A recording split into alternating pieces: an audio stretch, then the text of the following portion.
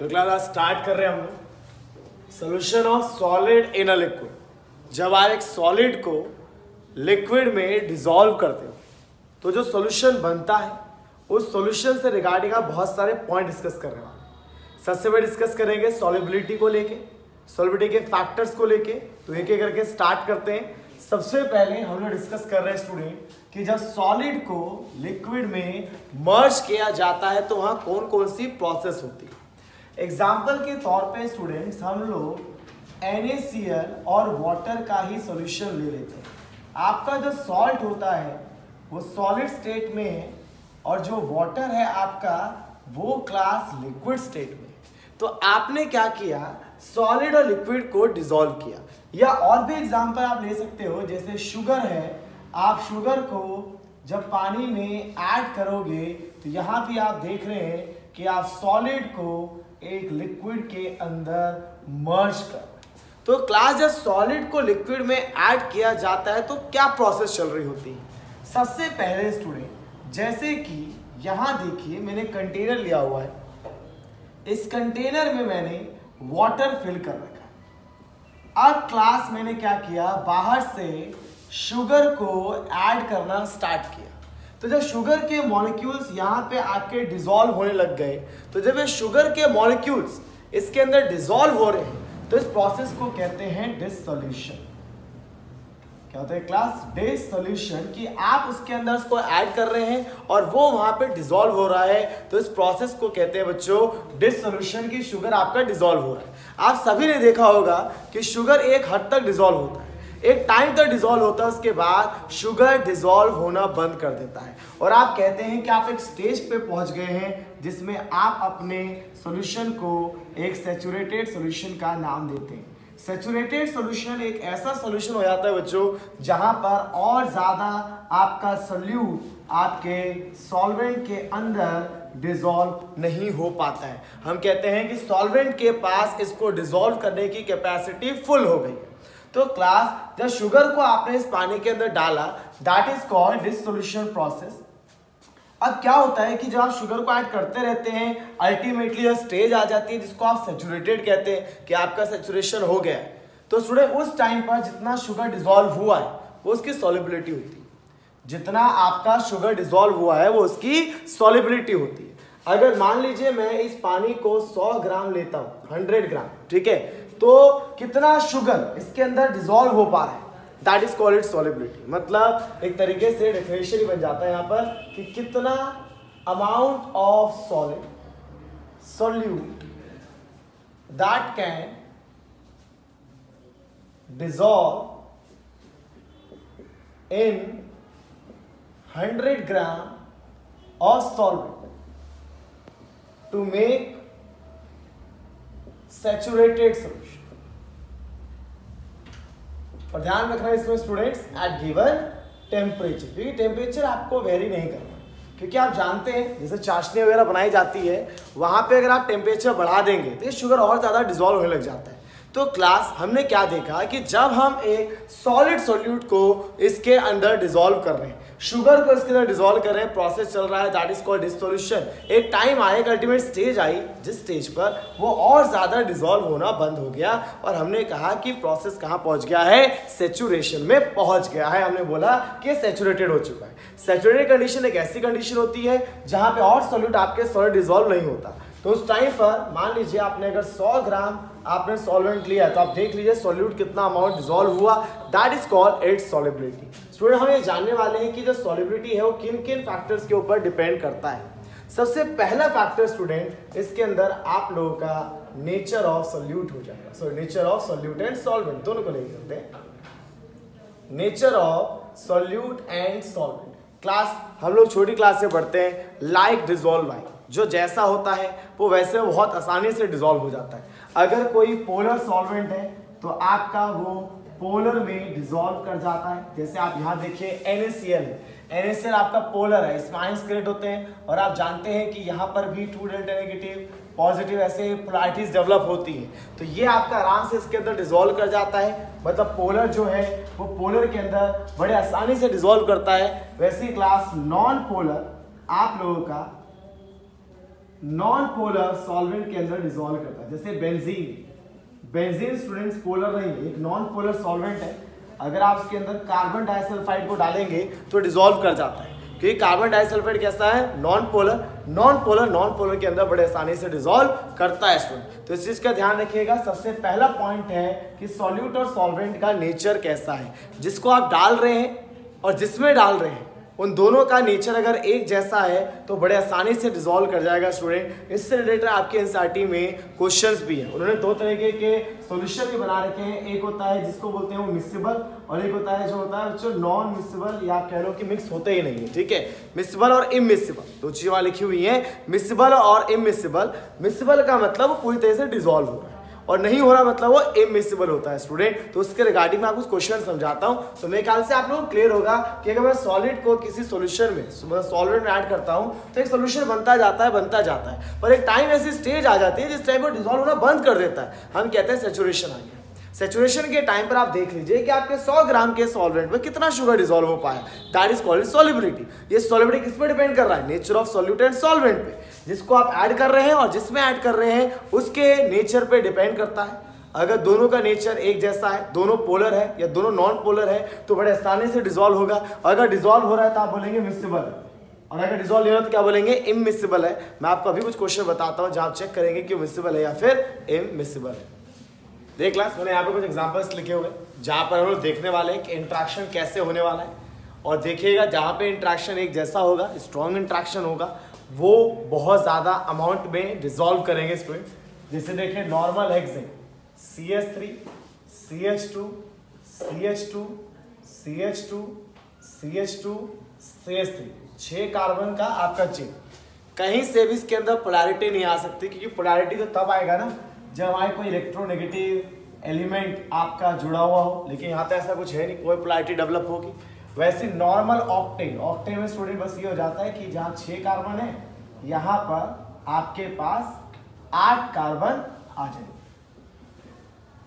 1 2 3 4 5 6 7 और एक और आ जाएगा 8। तो स्टूडेंट्स इसका मतलब तो ये हुआ कि ये भी नॉन पोलर है और ये भी नॉन पोलर है, ये भी नॉन पोलर, ये भी नॉन पोलर।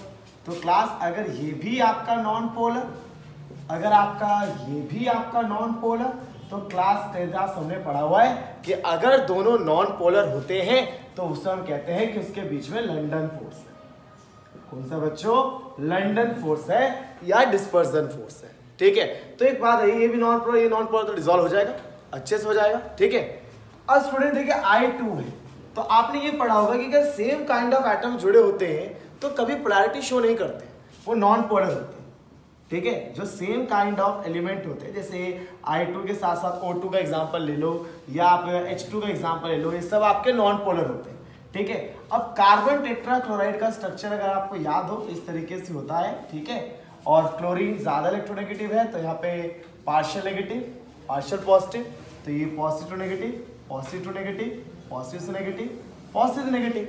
आपके पोल्स जाएंगे तो ये जो है कैंसिल आउट हो जाएगा, इससे कैंसिल आउट हो जाएगा, तो इसका भी डाइपोल मोमेंट क्या आ जाएगा स्टूडेंट, 0 आ जाएगा। तो ये भी क्या हो जाएगा, नॉन पोलर है कि नहीं। तो ये भी नॉन पोलर, ये भी नॉन पोलर, तो फोर्स कौन सा होगा, लंडन फोर्स रहेगा, बिल्कुल सेम रहेगा स्टूडेंट। तीसरा देखिए NaCl4, आप सभी जानते हैं कि इसको आयनाइज कर दिया जाए Na+ClO4 नेगेटिव, तो क्या बन गया स्टूडेंट, आयंस बन गया। और वाटर के स्ट्रक्चर को आप देखें तो इस तरीके से होता है, ऑक्सीजन और हाइड्रोजन में कौन इलेक्ट्रोनेगेटिव, ऑक्सीजन, हाइड्रोजन पॉजिटिव, ठीक है, 2 नेगेटिव। देखिए यहाँ पे पोलैरिटी आ रही है ना, तो एक जगह आयन है और एक जगह पोलैरिटी है, तो कैसा फोर्स हो जाएगा, आयन डाइपोल फोर्स। क्या जाएगा क्लास, आयन डाइपोल फोर्स, ठीक है। अब जैसे यहाँ पर मिथेनॉल है, एसीटोन है, मिथेनॉल, तो मिथेनॉल का स्ट्रक्चर होता है CH3OH। देखिए स्टूडेंट ऑक्सीजन और हाइड्रोजन जुड़े हुए हैं, ऑक्सीजन इलेक्ट्रोनेगेटिव कंपाउंड्स में है, इसके पास पोलैरिटी है। एसीटोन, दिस इज एसीटोन, देखिए यहां भी ऑक्सीजन है, नेगेटिव और पॉजिटिव डेवलप करेगा, मतलब इस पे भी पोलैरिटी और इस पे भी पोलैरिटी है कि नहीं, मतलब इसके साथ डिसॉल्व कर जाएगा। तो स्टूडेंट्स आपको सोचना है सेम इसी तरीके से इस लास्ट क्वेश्चन को कि आप कैसे करेंगे, ठीक है। तो फिलहाल क्या बताएगा आपको कि जब भी आप कभी भी इंट्रैक्शन चेक कर रहे हैं तो देखिए अगर दोनों के दोनों नॉन पोलर है, नॉन पोलर, नॉन पोलर, तो तो लंडन फोर्स होगा। अगर आपका यहाँ भी देखें नॉन पोलर, क्यों नॉन पोलर बोला इसको, क्योंकि सेम ही एटम 2 बार जुड़ा हुआ है। आप बोलेंगे यहाँ तो डिफरेंट था, लेकिन यहाँ पर कैंसिल आउट हो गया ना, इसकी पोलैरिटी को इसने कैंसिल कर दिया। और ये कैसे एरो बनाया मैंने, क्लोरीन ज्यादा इलेक्ट्रोनेगेटिव तो इस पे नेगेटिव आएगा, इस पर पॉजिटिव, तो पॉजिटिव टू नेगेटिव जा रहा है, ठीक है। तो पॉजिटिव नेगेटिव ये कैंसिल आउट, पॉजिटिव नेगेटिव ये कैंसिल आउट, ठीक है स्टूडेंट। इस तरीके से आप इंटरेक्टिव फोर्स को पता कर सकते हैं। ये आपका एनसीईआरटी का क्वेश्चन नंबर 23 था स्टूडेंट, ठीक है। और भी क्वेश्चन पे बेस्ड है जो मैं अभी आप लोगों के साथ डिस्कस कर रहा हूं। अब देखिए क्लास, अगले क्वेश्चन में चलते हैं। यहाँ भी हम लोगों को यही करना है। ये आपके एनसीईआरटी का क्वेश्चन नंबर 24 है। यहाँ पर क्या है कि मेरे पास कुछ सब्सटेंस गिवन है क्लास, साइक्लोहेक्सेन, ठीक है।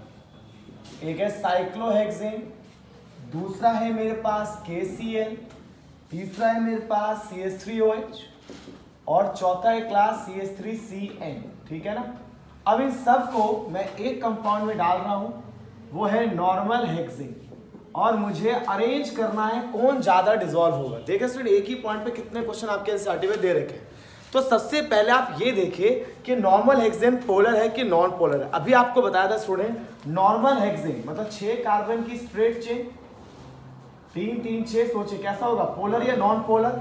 ये रहेगा स्टूडेंट्स नॉन पोलर, क्योंकि पोलैरिटी तब आएगी जब आप इन 3 मेंबर्स को कहीं भी देखें ना, फ्लोरीन, ऑक्सीजन, नाइट्रोजन या ग्रुप 17 को देखें, तो आप समझिए वहां पोलैरिटी आने वाली है। तो नॉन पोलर है, और हमें पता है कि नॉन पोलर में कौन ज्यादा डिसॉल्व होता है, जो खुद नॉन पोलर होता है। तो देखते हैं क्लास एक एक करके। Cyclohexane, this is cyclohexane. सोचिए स्टूडेंट्स, यहाँ पे हर जगह सिर्फ कार्बन है, क्या होना चाहिए, पोलर है कि नॉन पोलर। सोचिए स्टूडेंट्स, ठीक है, ये आप लोगों का रहेगा बिल्कुल स्टूडेंट्स, ये रहेगा नॉन पोलर, ठीक है। तो ऑब्वियस सी बात है ये नॉन पोलर, और आपका सॉल्वेंट भी कैसा, नॉन पोलर, तो इससे ज्यादा तो कोई डिसॉल्व होगा नहीं। तो सबसे पहले तो इसी को रख लीजिए क्योंकि नॉन पोलर है। देखते हैं क्या बता और भी हो। KCl आप सभी जानते हैं, K+Cl-, तो ये तो आयनिक कंपाउंड हो गया, ये तो पोलर है। अब ये तो डिसॉल्व होने से रहा, ये डिसॉल्व नहीं होगा, ठीक है। अब आते हो जो CH3COH, अभी बताया ऑक्सीजन है, ऑक्सीजन स्टूडेंट, तो पोलैरिटी आने वाली है नेगेटिव पॉजिटिव। देखिए यहाँ भी नाइट्रोजन है, नेगेटिव और पॉजिटिव। पर देखिए स्टूडेंट, ऑक्सीजन ज्यादा इलेक्ट्रोनेगेटिव है, ऑक्सीजन इससे ज्यादा इलेक्ट्रोनेगेटिव है, मतलब ये पोलर है, ये भी पोलर है, और ये मोर पोलर है स्टूडेंट्स, का ध्यान रखिएगा, वजह से ऑक्सीजन है। और ये पोलर क्या है, तो आयनिक है स्टूडेंट्स, के आयन सी फ्री हो गए हैं, आयनिक कंपाउंड है, तो सबसे कम तो ये डिसॉल्व होगा। यहाँ तो आयन डिसोशिएट नहीं हुए है ना, लेकिन तो डिसोशिएट हो गया, तो ये तो इसमें डिसॉल्व हो ही नहीं सकता। तो लास्ट चांस इसी का रहेगा, सबसे आखिरी में ही जाएगा। बच्चे ये दोनों स्टूडेंट, ये कैसा है, नॉन पोलर, ये कैसा है, पोलर, ये पोलर, दोनों कम डिसॉल्व करेंगे, पर ये ज्यादा डिसॉल्व करेगा क्योंकि इसके कंपैटिबल ये लेस पोलर है। तो पहले के बाद सेकंड प्रायोरिटी इसकी और थर्ड प्रायोरिटी इसकी स्टूडेंट। तो देखिए क्या किया मैंने, सबसे पहले देखिए एग्जाम में कि आपको जो सब्सटेंस गिवन है, जो सॉल्वेंट गिवन है, उसका नेचर कैसा है। मैंने देखा कि वो तो नॉन पोलर है, तो नॉन पोलर में नॉन पोलर डिसॉल्व करता है। देखा यहाँ तो कोई पोलैरिटी है ही नहीं, तो सबसे पहले ये डिसॉल्व होगा। ये तो आयनिक है, आयनिक तो डिसॉल्व नहीं हो सकता नॉन पोलर के अंदर, तो सबसे लास्ट में चला गया। बच्चे ये दोनों, ये भी पोलर ये भी पोलर, लेकिन इसकी पोलैरिटी ज्यादा ऑक्सीजन की वजह से, इसका मतलब इसकी पोलैरिटी ज्यादा है, तो नॉन पोलर में कैसे डिसॉल्व होगा, ये डिसॉल्व कर जाएगा। तो सबसे ज्यादा ये डिसॉल्व करेगा, फिर आपका ये डिसॉल्व करेगा, इस तरीके से आपको ऑर्डर लिख देना है। अभी क्वेश्चन एक और है जो इसी कंसेप्ट पे बेस्ड है स्टूडेंट, कि आप बस ये देख रहे हैं कि जिस चीज को आप ऐड कर रहे हैं और जिस चीज में ऐड कर रहे हैं उसका नेचर देखिए कितना इंपॉर्टेंट रोल प्ले करता है। अगर नेचर एक जैसा है तो उसके अंदर डिसॉल्व करता है, और नेचर एक जैसा नहीं है तो उसके अंदर डिसॉल्व नहीं करता है। क्लास देख क्लास, ये आपके एनसीईआरटी का क्वेश्चन नंबर 25 है। यहाँ भी सेम वही प्रोसेस है, आपको बताना है कि जब वाटर के अंदर मैं इन सबको डिसॉल्व करूंगा तो कौन है जो कंप्लीट डिसॉल्व करेगा, कौन है जो पार्शियल डिसॉल्व करेगा, और कौन है जो डिसॉल्व ही नहीं करेगा। 3 तरह की चीजें होंगी, थोड़ा बहुत डिसॉल्व करना, बिल्कुल डिसॉल्व नहीं करना, और हाईली डिसॉल्व करना। तो स्टूडेंट हम सभी जानते हैं कि वाटर, अभी मैंने आप लोगों को जो स्ट्रक्चर बनाया था इसका, तो आपको बताया था यहाँ 2 डेल्टा नेगेटिव आया था, delta positive, delta positive, positive to negative, positive negative. ये कैसा है आपका, पोलर। तो इतना तो फिक्स है कि जो भी पोलर होगा वही डिसॉल्व होगा। शुरुआत करते हैं बच्चों फिनॉल से। 11th क्लास में सभी ने फिनॉल का स्ट्रक्चर देखा होगा, और आप देख भी पा रहे हैं कि फिनॉल के पास ऑक्सीजन आ गया, तो पोलर तो है ही, इतना तो पता है कि आपका क्या है, पोलर है। तो बच्चों यहाँ पे लिख देते हैं कि हाँ भाई ये पोलर, फिर बाद में देखेंगे ज्यादा पोलर कौन है। टॉलिन, टॉलिन का मतलब होता है बेंजीन के ऊपर CH3 का होना। आप देख रहे हैं कहीं भी कोई फ्लोरीन, ऑक्सीजन, नाइट्रोजन अवेलेबल नहीं है, इसका मतलब स्टूडेंट्स ये आपका non polar. Formic acid HCOOH, लो भाई यहाँ तो एक नहीं 2 बार ऑक्सीजन है, इसका मतलब ये तो बहुत ज्यादा ही आपका पोलर है, ठीक है, ये भी आपका पोलर है। Ethyl glycol, students ethyl glycol होता है CH2, इधर भी OH, इधर भी OH, ये भी आपका पोलर आप देख सकते हैं, ठीक है। क्लोरोफॉर्म, क्लोरोफॉर्म होता है CaCl3। याद कीजिए बच्चों, मैं थोड़ी देर पहले ऐसे कुछ एक स्ट्रक्चर में आपको बता रहा था, जहां पर आप देख रहे थे कि कार्बन पे पॉजिटिव, क्लोरीन पे नेगेटिव आ रहा था, positive negative, positive negative, positive to negative, ये इसको कैंसिल कर रहा था। तो ये भी उतना पोलर नहीं है, ये किसमें कैटेगरी जाएगा आपका, नॉन पोलर में जाएगा स्टूडेंट्स, ठीक है। पेंटेनॉल 1 2 3 4 5, उसके बाद OH, ठीक है OH ग्रुप है, लेकिन 5 कार्बन है, इस चीज का ध्यान रखिएगा बच्चों कि OH पोलैरिटी देता है, लेकिन जितने लंबी चेन हो जाएगी इसकी पोलैरिटी कम होती चली जाती है, इसी का ध्यान रखिएगा। ये भी इसको पोलैरिटी देता है, लेकिन 6 कार्बन का रिंग ना उसको काफी हद तक नॉन पोलर बनाता है। तो अब हमें पता चल गया है कि कौन सा पोलर है, कौन सा नॉन पोलर। भाई ये रहे 2 नॉन पोलर, हटा दो इन्हें, इनसॉल्युबल, और ये भी क्या हो जाएगा बच्चों, इनसॉल्युबल, ठीक है ना, क्योंकि ये आपका पोलर है।